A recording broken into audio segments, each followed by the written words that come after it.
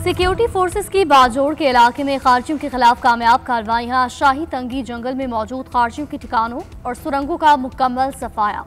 Security जराये के मुताबिक खुफिया इत्तलात की बुनियाद पर शाही तंगी के जंगल में मौजूद एक गार पर घात लगाकर कार्रवाई की गई। फायरिंग के तबादले में खारजी जहन्नुम वासिल दीगर फरार। कार्रवाई के दौरान खारिज के ज़ेर इस्तेमाल अस्तहा, बारूदी मवाद, मवासलाती आलात बरामद। पाक फौज और सिक्योरिटी इदारे मुल्क से दहशतगर्दी के नासूर को खत्म करने के लिए पुरअज़्म।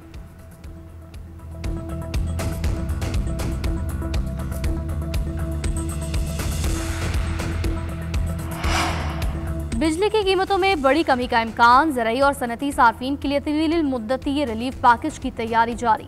3 साल के लिए 14 रुपये फी यूनिट कमी का इम्कान। ज़राई और सनती सार्फिन के लिए बिजली की कीमत 23 रुपये 50 पैसे फी यूनिट मुकर्रर किए जाने का इम्कान। इजाफी बिजली इस्तेमाल करने पर रेट 22 रुपये ता 23.5 रुपये फी यूनिट होगा।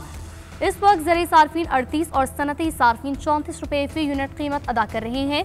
पावर डिवीजन रिलीफ पैकेज मंजूरी के लिए अब वज़ीर आज़म को पेश करेगी। रिलीफ पैकेज का ऐलान वज़ीर आज़म आइंदा चंद रोज में करेंगे।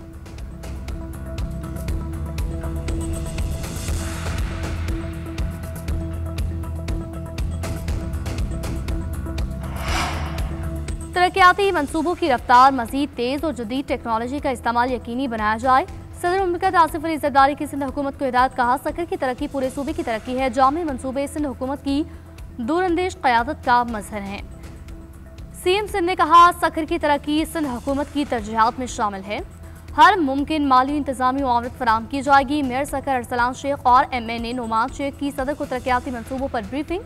बताया, पब्लिक प्राइवेट पार्टनरशिप में जल्द बड़े मंसूबे शुरू किए जाएंगे। ड्रेनेज, सेवरेज अपग्रेडेशन, साफ पानी, ट्रैफिक मैनेजमेंट, मास ट्रांसिट, शजरकारी, दीगर मंसूबे शामिल। सकर के मेगा डेवलपमेंट प्लान से भी आगाह किया।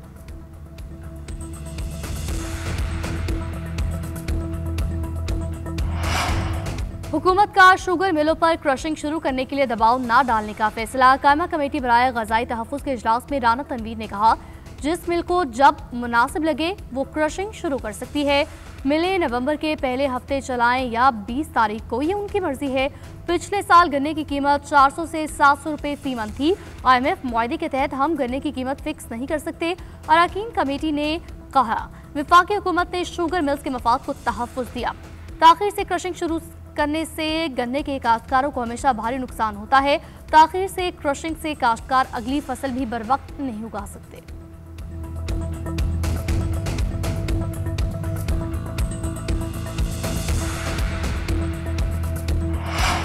सुप्रीम कोर्ट के आईनी बेंच में 26वीं तरमीम से मुतालिक समाअत। ख्वाजा अहमद हुसैन ने मौक़िफ़ इख्तियार किया। इदारे की साख का इन्हिसार 26वीं आईनी तरमीम पर नहीं, केस को आज़ाद बेंच की जानिब से सुना जाना चाहिए। अदालती हुक्म रास्ता क्यों मांग रहा? अभी तो फुल कोर्ट या हुक्म देने पर एतराज नहीं उठाया गया। जस्टिस जमाल खान मंदखेल ने रिमार्क इस्तफसार किया, क्या आप इस बेंच पर एतमाद नहीं कर रहे? आपने ही कहा कि केस आज़ाद बेंच के सामने जाना चाहिए। क्या हम जजेस भी इस बेंच का हिस्सा होंगे?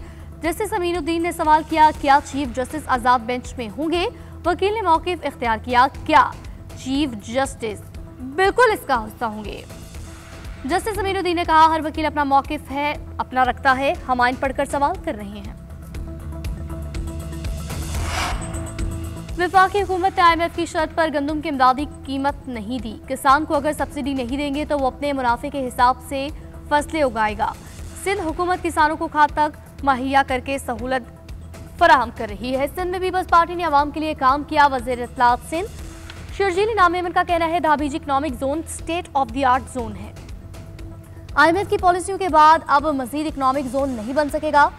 सदर मुमलिकत ने चीन के दौरे के मौके पर चीनी सरमायाकारों को पाकिस्तान आने की दावत दी। मुफ्त जमीन की पेशकश भी की। शर्जील नामेमन की रहनुमाओं से मुलाकात हुई और ट्रांसपोर्ट, सनती जोन्स और दीगर अमूर पर भी तबादला ख्याल।